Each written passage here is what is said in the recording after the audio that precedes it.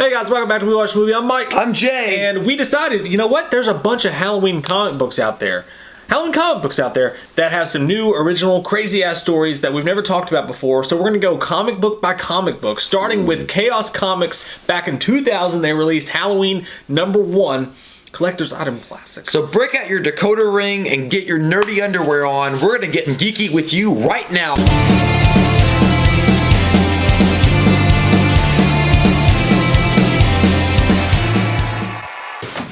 Shit.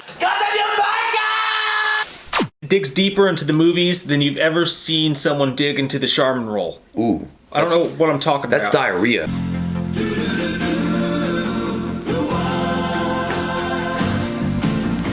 I don't know what to do. If you're digging into the Charmin roll on the toilet, then you really had a bad experience. Look, Halloween's an amazing franchise. It's so fucking great, man. You've got all these movies, shit tons of movies, and you've got novels, and you have comic books. And some of these comic books are really, really interesting. Doesn't it blow your mind, though? It blows me. It blows you hard. Someone's gonna blow me? Assemble your crew. It blows your mind because the fact is, it's so... genuinely one of the coolest franchises ever, Michael Myers and Halloween, that it transcends film and it goes to books, novelizations, and comic books. And the comic books are so good, and they're so well written, and they're so fun that they actually add to the lore of Michael Myers. And we're going to start with this one, and we're going to do an episode of these for each one of the Halloween comic books until we've done them all. Fuck! We're going to get all up in that with no glove. No lube. Spread it on. So it starts out, and you've got Tommy Doyle, which, as I see it, as Paul Rudd, Halloween 6 Tommy Doyle. There's a version of a Jericho Tommy version Doyle of him, here. yes. He doesn't exactly look like Paul Rudd's Tommy Doyle, but that's just the way I see him in my mind. So Tommy Doyle is calling Smith's Grove about Dr. Loomis's old records. He wants to get Dr. Loomis's old records about what happened while Dr. Loomis was Michael Myers' psychologist in the early days. And why would you want to get those? Because you can sell a lot of books. And he looks like Joaquin Phoenix during The Gladiator. And he's talking to a Mr. Cyphers, which is obviously a play on Charles Cyphers from the Halloween series. But when he shows up to pick up the documents, Mr. Cyphers runs into Michael Myers of all people. And good, though. You've got this great backlog as Michael Myers is raising the knife to kill him. You see Loomis's voice in the background, and it's saying, "This 6-year-old child with this blank, pale, emotionless face," and that's going on in the backdrop. Michael Myers pulls his head back and kills him. And the best part is when he goes, "The blackest eyes, the devil's eyes," the comic book goes right into Michael's face, and you can see those black eyes. So Michael kills Cyphers, but as he kills him, he's looking at this file, and he sees pictures of his dead sister. And then the comic book takes you back to '78, and it shows the original events where Michael's looking at his sister who bangs the dude upstairs, and he comes like, "Call you later," and he runs down the steps and runs out the house. Better. Michael Myers is hiding behind the door after killing Cyphers, and he's going to take out Tommy too. But a security guard shows up, and he's like, "Hey, get the fuck out of here, Lonnie! Get your ass away from there!" The guard eventually lets him leave with the notes, and when the door shuts, you got this cool moment where Michael's standing behind in the shadows. He emerges out, and you see the body of Dr. Cypher, goddamn pinwheel to the door, and Michael just looking at it. It looks like Beavis just choked on some nachos. Like, yeah, you wonder though, didn't they feel like the door was heavier than normal? Is this motherfucker steel? Because Michael has the head tilt though. Oh, I know, but it's a wooden door, and if there's a body attached to it, and you open the door up, you're like, damn, this door is fucking heavy.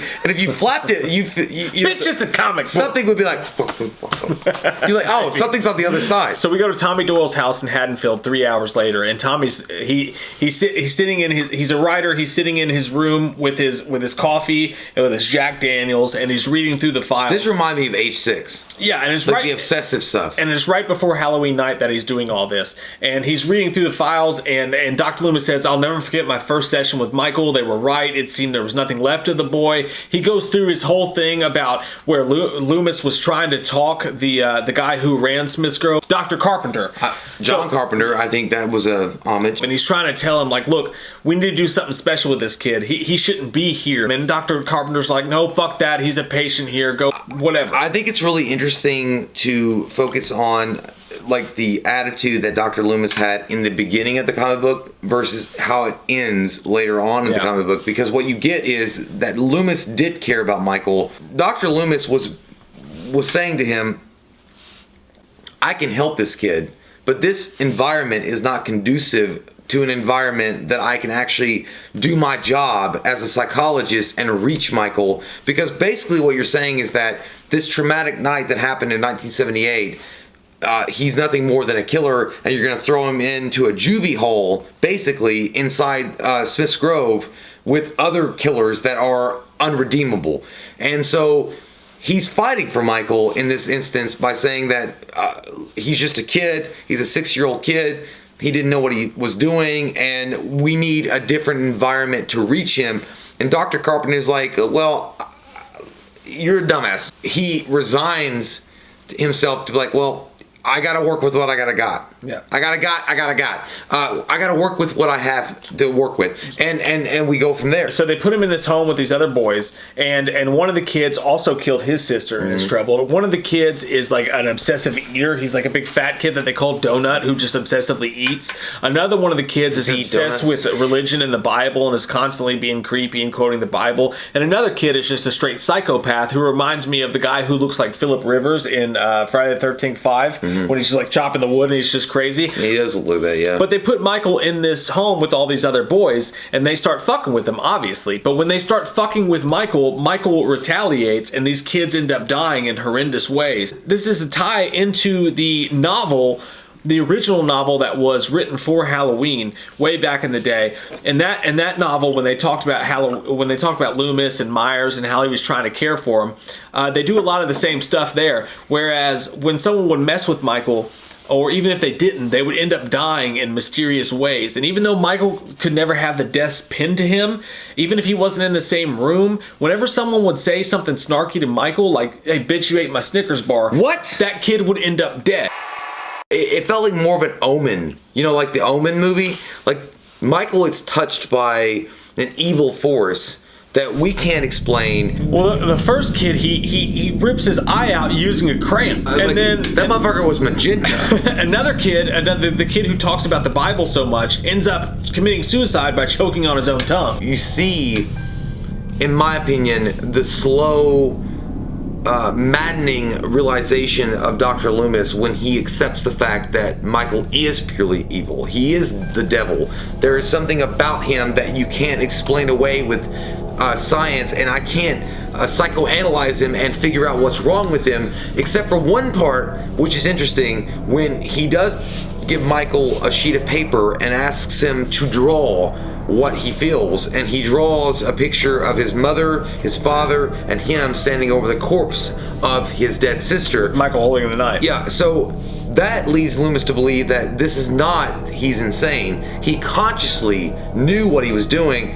but that was the only time that Michael ever responded to any kind of treatment because Loomis got drunk. No, because Loomis couldn't get him to respond anymore after that. One kid, someone's actually nice to Michael, one of the orderlies, on Michael's birthday brings him a cake, but then the kid who's obsessed with eating takes a piece of the cake and just starts eating it, and they're like, fucking stop, Donut, stop, what are you doing? Yeah. That kid that night went to shower and the water got extremely hot. Halloween, too. And he was burned to death in the shower, died. Even though Michael wasn't there, they kind of knew. Same thing happened when dumbass Dr. Carpenter, now this ties directly back into the novel, dumbass Dr. Carpenter doesn't believe Michael has anything to do with all this shit. So he decides to have a Halloween dance. And they actually have Michael at the dance dressed in the same clown outfit that he killed his fucking sister in.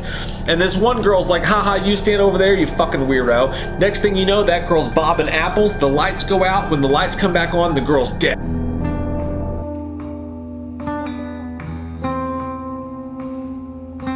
Falls in love, and at some point later on you do think, well, the way the comic book is explaining it, that she's like, well, Michael's not your obsession anymore, I am. So he has this I guess revelation to himself that, you know what, I can leave this case file behind. I can leave. I can go and enjoy my life and have a new meaning with this woman. This girl dies. The girl is stalked by a shadow, and you don't see what the shadow is. You just see a tall figure, and it looks like Michael's. Like, it looks like Michael Myers, like the mask and everything. It looks like Michael, and I don't know if it was just a fucking force or what, or like future things to come, like a Darth Vader thing when this is Anakin Skywalker when he was like a little boy on Tatooine, and like this is like the future and it's killing you. I don't know, but it throws you off the fucking roof, right?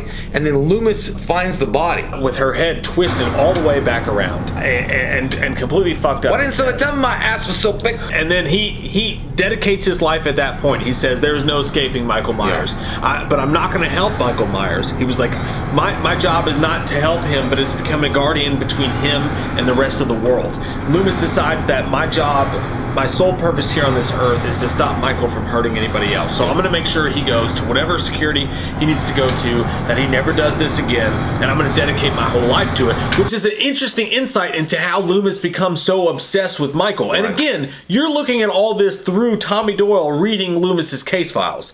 So meanwhile, on the outskirts of all this is Tommy Doyle sitting there with his coffee, with his whiskey, and even says he's like a writer's diet, whiskey and coffee. He's reading all this, and he's getting a nice introspect into Dr. Loomis's psyche about why he's so crazy about Michael Myers. Well, I want to read one thing. There's a little, I think it encapsulates Dr. Loomis in such a way, and it's done so well. It was like I knew then that Michael was my destiny. I ceased to be his caretaker and vowed to be the gatekeeper, to keep him locked away. But how do you contain evil? It needs to die. It died, Michael. But yeah, it has to die. Tommy Doyle looks at his watch when he's pouring his whiskey and his coffee, and he's like, it's Halloween. Next thing you know, fucking Michael shows up. Well, Michael's been stalking through the comic too. Right, but Michael shows up, and Tommy Doyle says, wait, you're dead. I killed you myself. He pulls out a gun. He shoots Michael several times. Michael Myers does not stop. He's in his house, and now we're in present time. Michael Myers backhands the shit out of him, knocks him across the room. Next thing you know, Tommy Doyle doesn't give up, though, because he's seen some shit. He takes the bottle of whiskey, bangs it against Michael Myers' face, then hits him with the fucking chair. He Ghost Rider that motherfucker. Then he takes his lighter, throws in Michael Myers' face, sets him on fire. So Michael Myers is getting fucked up. And good for you, Tommy Doyle. Then he knocks him out of the window while all this is going on. But of course, when Tommy Doyle looks over the window ledge, Michael Myers is gone. Then Tommy Doyle has the dialogue where he says, you son of a bitch, wherever you are, I'm gonna find you and finally kill you. And that's a great ending. End. You know what? And honestly, if you ever made a movie, I mean, obviously it'd be expanded more than that, but if you made a movie that was a prequel or kind of like a weird in-between prequel. You wouldn't do like a Damien Omen thing? I'd be fine with it. I'd be like, dude, yes, give me that. Then again, don't give me that, because I also don't want to know that much. I see so many people, and I'm with you. I'm fucking with you. I would love to see Halloween be able to take off and do like a sequel to Halloween 6 or a sequel to Halloween 8, or jump in different timelines in the franchise and do sequels. I think that would be fucking fascinating. Yeah. The situation that we're in right now, though, dictates that could never happen because of box office. The general public would be too confused as to where we are in the storyline. Netflix. What you do is you take this story right here and you make each comic book a season, right? This could be this comic book can be an entire season. You could do what they did with Norman Bates with Bates Hotel. With that, the first season could be this. It could start out with Tommy Doyle. He could be reading the files. Several of the episodes could be him going through the files. You could have Mike Flanagan direct it, put all that shit together. You could tell the dark story of Michael Myers when he's under Dr. Loomis' supervision, the slow descent of Dr. Loomis, and the end of the first season could be the end of this comic book, where as he's writing it, Michael Myers shows up, and then you don't know what's going to happen in season 2. I think if ever Michael Myers is going to go to TV, these comic books are the perfect conduit for that to happen. I think that would be fucking amazing. I agree with you. I think I would be down for a Netflix series or an HBO series. I think it would work really well on TV. It's fucking a great read. Yeah. We're going to review all those motherfuckers. We're going to do it all. What do you guys think about all the stuff we brought up today? We love your fucking faces. If you're new to the channel, click that subscribe button and get some goddamn wham opinion. What are you going to do on October 31st? What are you going to do on October 31st? Here comes that white-faced fucker, an asshole like no other. He's a big old piece of shit. Wants to stab your sister's tits cause he's a white-faced fucker. Loomis can't recover. Dr. Challenge drunk again, sleeping with your sister's friends. Do you want to know about the darkness? I said, goddamn. damn you, Michael! Ooh, I said, God damn. A lot of people don't know the darkness that goes inside their hearts. I said, God damn. God damn you, Michael!